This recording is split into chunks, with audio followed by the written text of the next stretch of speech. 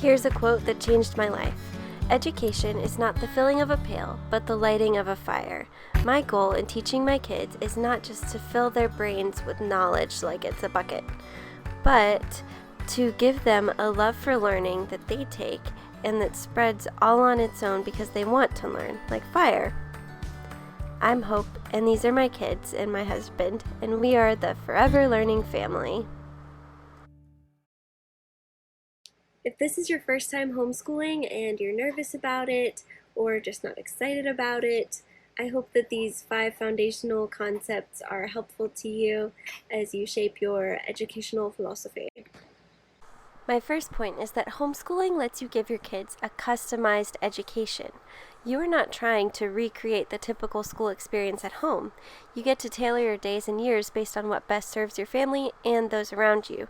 For example, you can school all year round if you want to. That's what we do.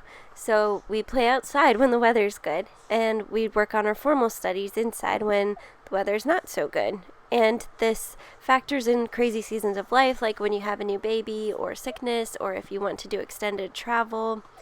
And I think it balances the kids' restlessness too.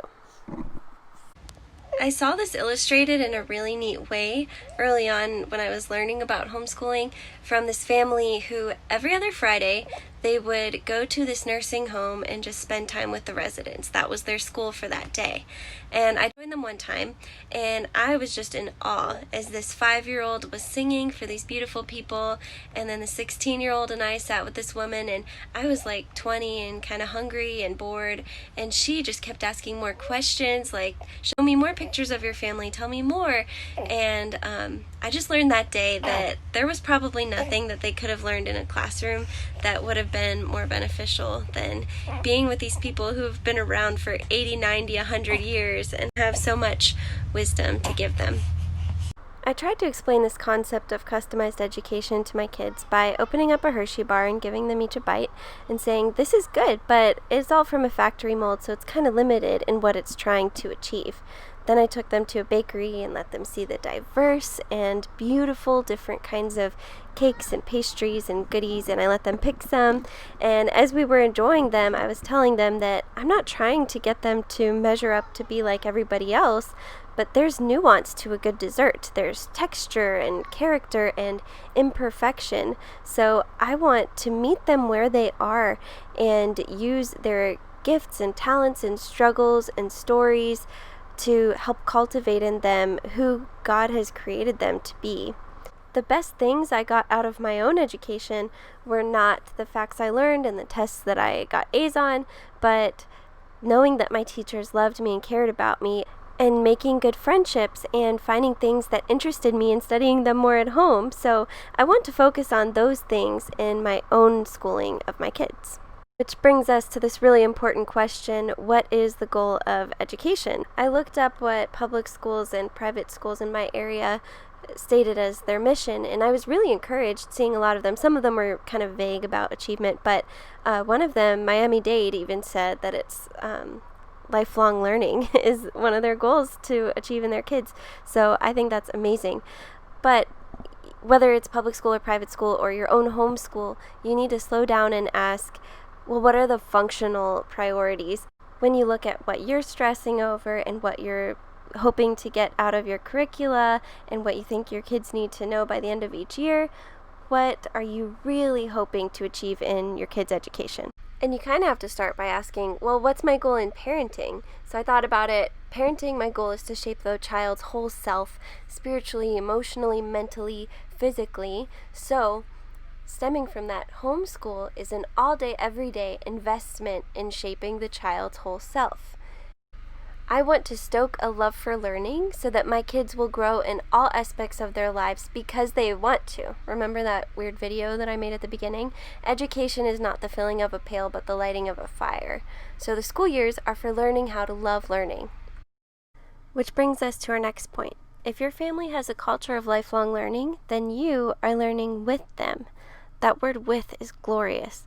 Allow yourself to really believe that your presence is a gift to your kids, and that merely by your witness during this season, by showing them that you like them and you think they're worth pouring your time and effort into, that they will develop into more secure, confident, and mature young people.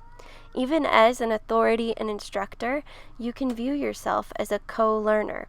Even if their academic studies are way above or way below your comfort level, you are qualified to teach your children as long as you have the humility to learn along with them.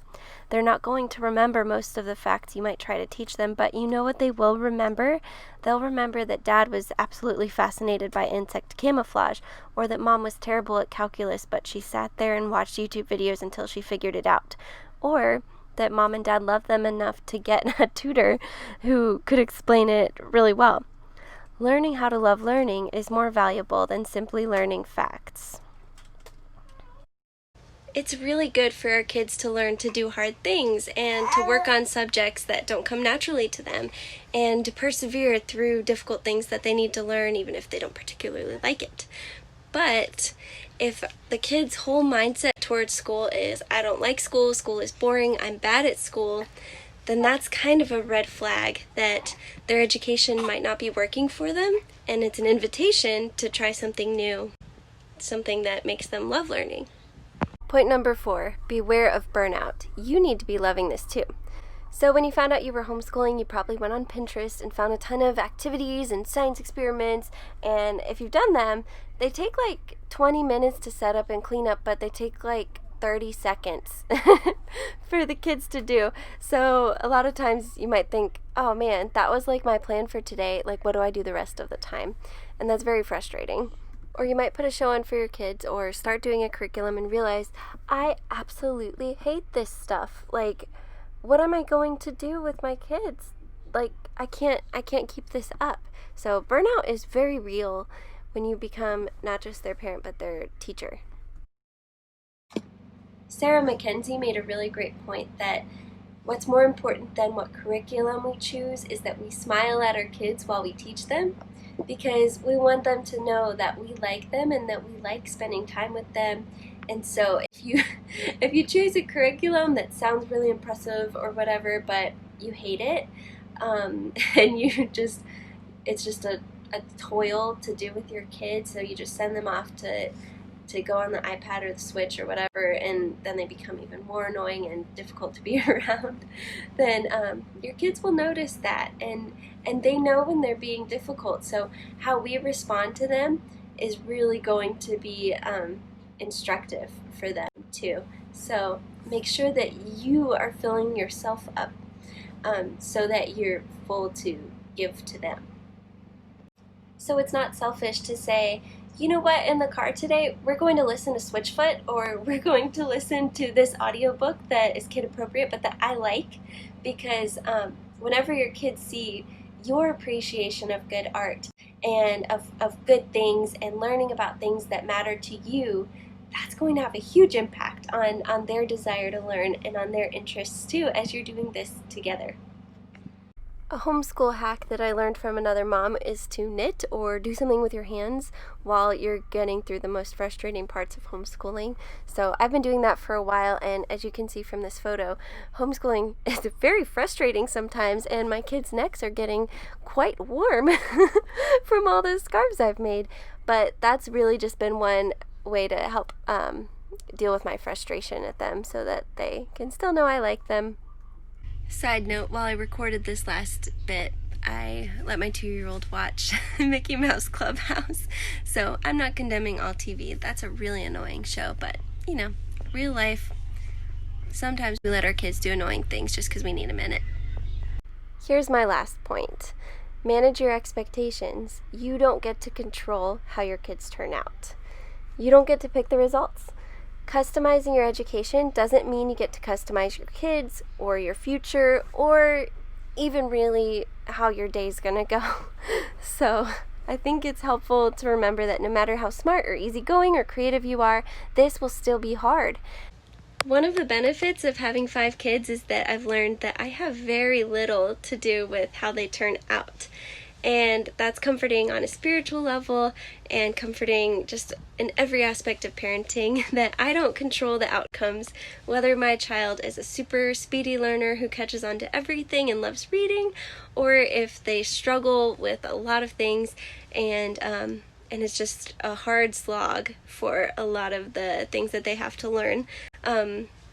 That doesn't have to do with my teaching, that's the kid.